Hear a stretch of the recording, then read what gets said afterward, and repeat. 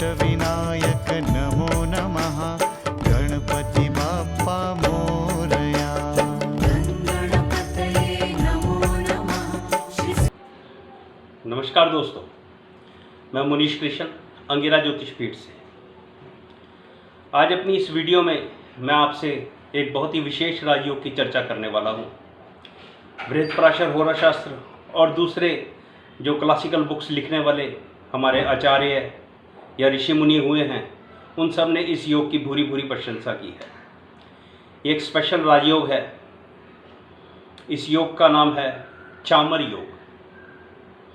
इस योग की परिभाषा है, ऋषि पराशर कहते हैं कि अगर लगन का स्वामी केंद्र में उच्च राशि का हो, अगर लगन का स्वामी केंद्र में उच्च राशि का हो, उस पर बृहस्पति की दृष्टि हो और 5वें घर में और 9वें घर में शुभ ग्रहों की प्लेसमेंट हो, तो चामर योग का निर्माण होता है।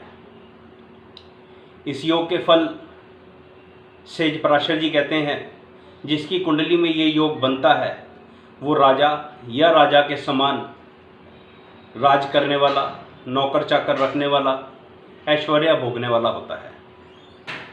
उसके काफ़ी सारे अनुयायी भी होते हैं। मतलब कुल मिला के ये एक बहुत अच्छा राजयोग है, जिसके अंदर राजा अपनी प्रजा का काफ़ी ध्यान रखता है, ख्याल रखता है और प्रजा अपने राजा की इज्जत करती है। चलिए इस योग को एक कुंडली पर लगा कर देखते हैं और समझते हैं कि ये योग किस तरह से बनता है। ये कुंडली जो इस वक्त आपकी स्क्रीन पर है, ये श्री प्रभुपाद जी की कुंडली है। प्रभुपाद जी का जो कनेक्शन है वो इस्कॉन से काफ़ी मजबूत रहा। जो लोग इस्कॉन से जुड़े हुए हैं वो जानते हैं प्रभुपाद जी का कंट्रीब्यूशन इस्कॉन को, भगवान श्री कृष्ण को और गीता के उपदेशों को इंटरनेशनल प्लेटफॉर्म पर ले जाने का कितना बड़ा हाथ रहा है। आप बहुत ही हार्ड वर्कर थे। आपके विचार लोगों को बहुत पसंद आते थे। भगवान श्री कृष्ण की गीता का प्रचार और प्रसार इन्होंने बहुत दिल लगाकर, बहुत मेहनत से किया। आप इस कुंडली के अंदर देख सकते हैं चामर योग की जो ए पार्ट है वो बहुत बेहतरीन तरीके से इसके अंदर घटित हो रहा है। मकर लगन की ये कुंडली है।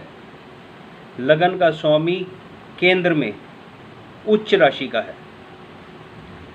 चामर योग का जो पहला पार्ट है वो इस कुंडली में बिल्कुल परफेक्टली लगता है।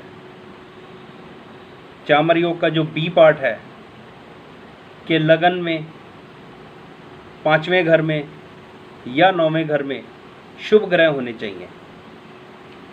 तो आप इस कुंडली में देख सकते हैं लगन में तो शुभ ग्रह नहीं है, लेकिन 5वें घर में चंद्रमा अपनी उच्च राशि का है और 9वें घर में बुध अपनी उच्च राशि का है। यहाँ पर शुक्र भी विराजमान है। 9वां घर ज़्यादा मजबूत दिखता है। शुक्र यहाँ पर नीच राशि का है, लेकिन उसका नीच भंग राजयोग भी हो रहा है। तो चामर योग के जो 2 पैरामीटर या जो 2 पॉइंट बताए हैं वो श्री प्रभुपाद जी की कुंडली में बिल्कुल परफेक्ट लगते हैं और चामर योग के जो परिणाम बताए गए हैं वो भी श्री प्रभुपाद जी की कुंडली में पूरी तरह से पूरे उतरते हैं। रिजल्ट में बताया गया है कि ऐसा व्यक्ति राजा के समान सम्मानित व्यक्ति होता है या राजा होता है। तो श्री प्रभुपाद जी राजा तो नहीं थे, लेकिन राजा के समान सम्मानित व्यक्ति जरूर थे।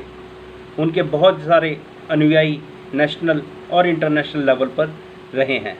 आज भी उनके बहुत अनुयायी उनके साथ उनके एसोसिएशन में काम कर रहे हैं। तो मेरे पास चामर योग के लिए प्रभुपाद जी की कुंडली एक परफेक्ट एग्जाम्पल थी जो मैंने आपके सामने रखी।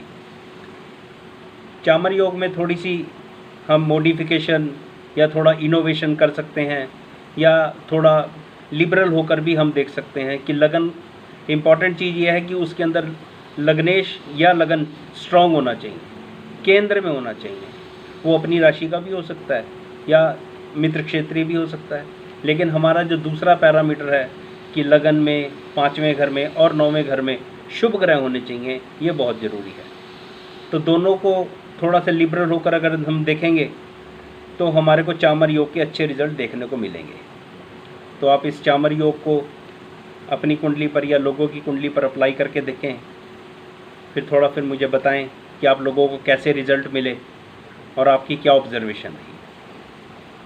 मेरा चैनल सब्सक्राइब करें, मेरी वीडियो को लाइक करें, कमेंट्स करें और शेयर करें। मेरे साथ जुड़े रहें अगले वीडियोस के लिए। Thank you.